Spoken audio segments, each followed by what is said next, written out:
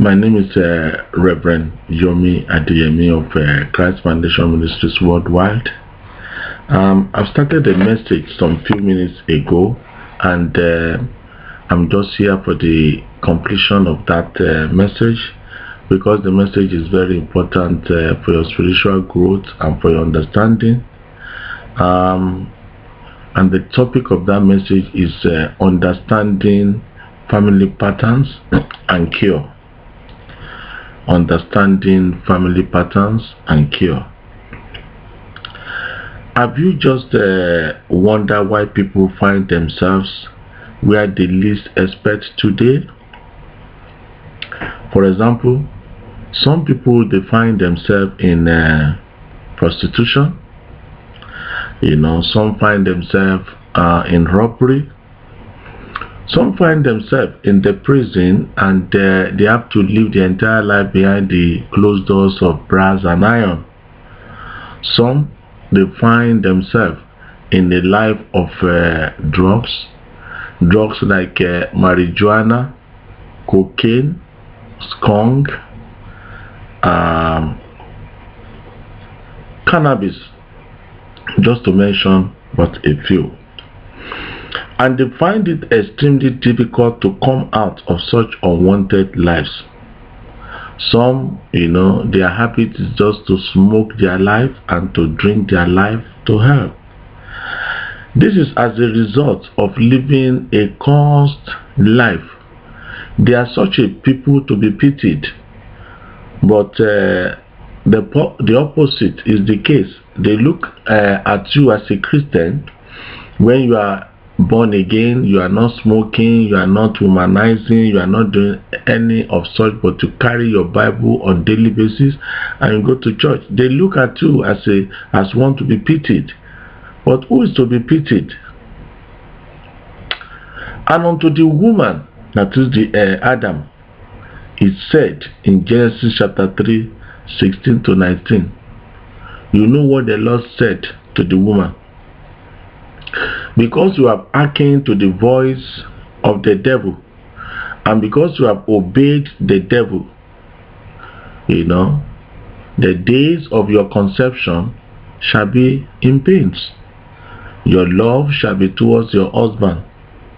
I will put enmity between your seed and the seed of the devil. And it was not only to the woman, he said also to the man. So I want to move on to the effect of curse on human race. He said to the man that curse is the ground for your sake. The land shall not be able to bring forth unto you any longer, but it shall bring tassel and thorns unto you. And what they do in those days they were all farmers. And when the ground is not able to yield a increase unto you, then you continue to struggle for nothing. You only be working, it is only the aspect of the work, but you'll be eating like an ant. So what are the effects of the curse upon human race? Number one, great multiplication of sorrow during conception and childbirth. We can see that in the life of women today. Some, for 9 months they carry the baby, and eventually when the day to give birth comes, they will say the baby is a breach. The baby can't just come out in the normal way. Some women has to go through cesarean section.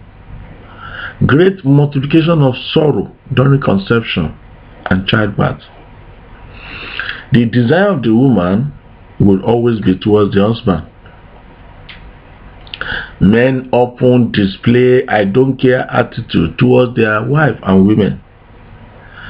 Number 4, there's often a diminished return in the level of men's love later in life towards their wife, which often is not scriptural. When those things that they find in you before they say I do, now in the latter years those things are now disappearing. The love of many towards their wife are waxing cold, and this is not scriptural. Men often rule over the affairs of the home instead of sharing power, dominion, and authority. They live "I am a boss" attitude. Men have to swear before they could discharge their duties as the breadwinner of the house, because the ground is cursed. He walks like an elephant, he is like an ant. Genesis chapter 3 verse 17. Cursed is the land, is the ground for your sake. The land refuses to bring forth abundance, but thorns and thistles.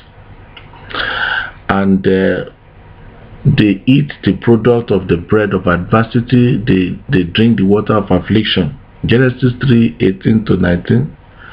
Psalm 67 verse 5. In Psalm 67 verse 5, the Bible says that, let the people praise thee, O God. Let the people praise thee, O God. Then the land shall yield an increase, and our God shall bless us. Let the people praise thee, O God. Let the people repent and come back home. Let the people repent. Let the people be renewed in their mind.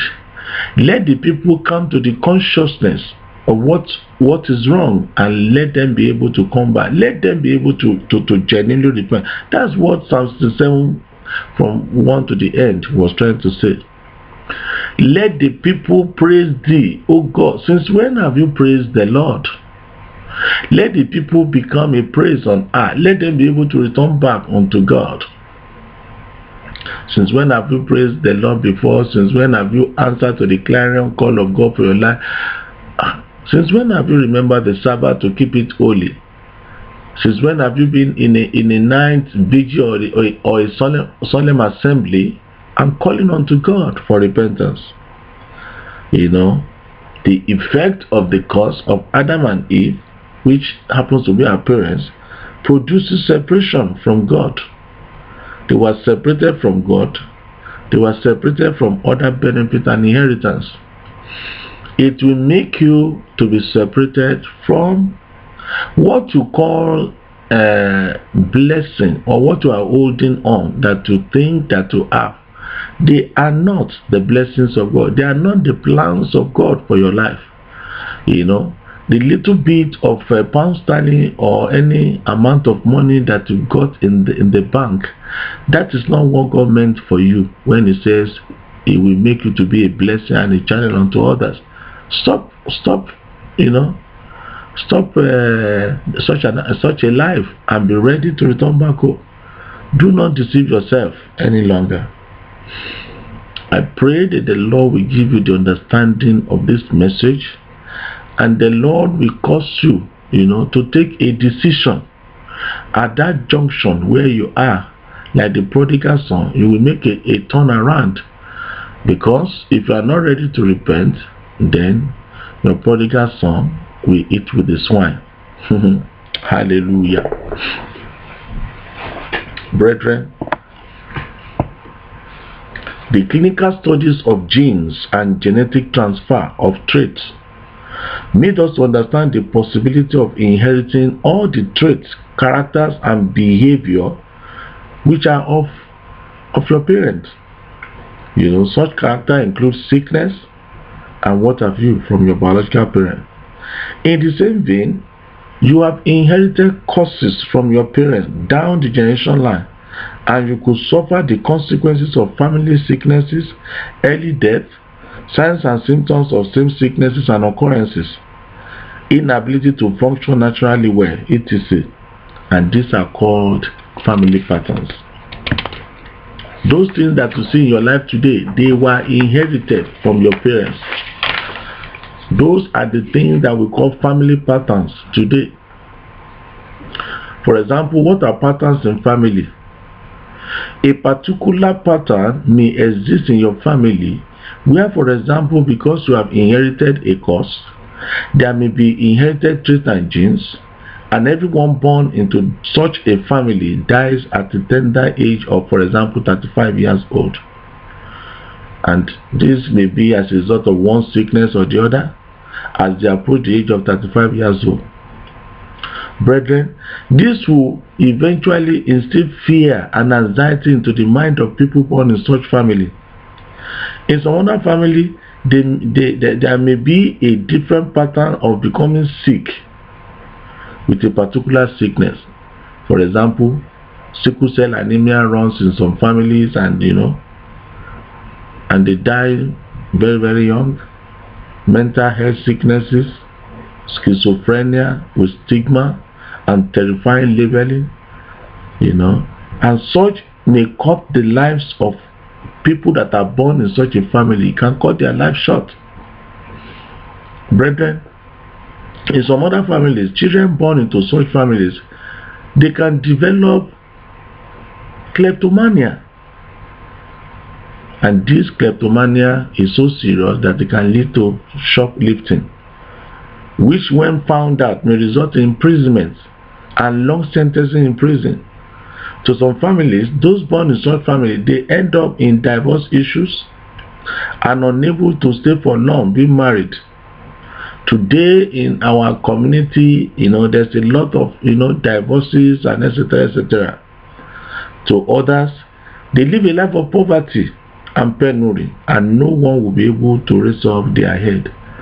Zechariah chapter 1 verse 21. Because of the appearances of the enemy, you may not be able to raise up your head, because as a result of the curse, you may not be able to raise up your head.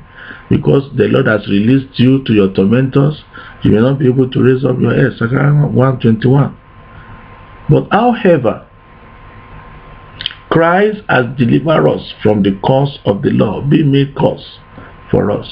I have a good news for you, my sister. I have a good news for you, you students in colleges. I have a good news for you today. You are a woman and you have been going through a lot of affliction.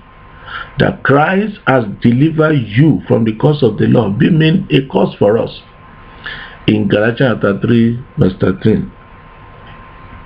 You can only experience total deliverance from any known cause or unknown cause when you are regenerated and you got converted and be genuinely born again. Because by strength shall no man prevail.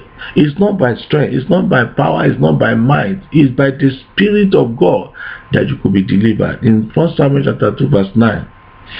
You cannot overcome all the mention or above causes by your own personal strength, except for the intervention of Jesus Christ. That is why you often struggle to overcome such an habit, and you find it extremely difficult. You find it extremely difficult. It is not by the blood of bull, it is not by the blood of a ram, it is not by the sacrifices or the amount of sacrifices that you make in fetish centers or in fetish appointment that they give to you. It's not by palm readers, it's not by any other power, except Jesus Christ is the only one that can deliver you. And that is why the choice has been before you to choose either life or you choose death. Either life or death. If you choose death, then you will carry your struggle, you will carry your curse all through. You will live a miserable life. And then, of course, you will end up a miserable life with the devil in hellfire. But the choice is before you to choose abundance of life. In John 10 verse 10, the Bible says the devil has come to kill, to steal, and to destroy. The devil have come to kill, to steal, and to destroy, but I have come that thou may have life and have it more abundantly. It is not something that the pastors need to be begging you before you are born again. It is not a situation where pastors have to be calling you to your responsibility as a prodigal son to return back home. It is a choice that you need to make so that you can live a life that is so meaningful, a life where you hand over prosperity as a baton to your generation to come. As I come your way again, as I've said to you, it's not a subject that we can rush. Keep shining. The Lord bless you in Jesus' name.